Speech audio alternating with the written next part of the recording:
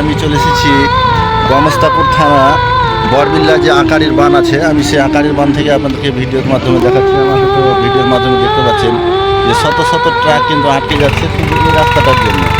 যারা দায়িত্বে আছেন মেম্বার চেয়ারম্যান সহ আমাদের মহোদয় এমপি সাহেবের কাছ থেকে আমাদের অনুরোধ যে এই রাস্তাটা যেন খুব দ্রুতভাবে কাজ করা হয়, তাহলে হাজার হাজার লক্ষ লক্ষ বিঘার ধান এখান থেকে কৃষক আনতে পারবে। তো আমার ভিডিওটি সর্বোচ্চ শেয়ার করে আমাদের স্থানীয় যারা সরকার আছে তাদের কাছে পৌঁছে দেওয়ার জন্য বিশেষভাবে অনুরোধ করছি। শুধু এইটুকু রাস্তা আকারির বাঁধ থেকে একটু সামনে, এই রাস্তাটার কাজ হয়ে গেলেই বোটতলার বিল থেকে যে ধানগুলো আছে কৃষক সে ধানগুলো সুন্দরভাবে আনতে পারবে। তাদের কাছে বিশেষভাবে অনুরোধ, ভিডিওটি শেয়ার করে স্থানীয় সরকারদের কাছে মেম্বার চেয়ারম্যান এমপির কাছে অবশ্যই পৌঁছে দেবেন। রাস্তার কাজটা যেন দ্রুত হয়।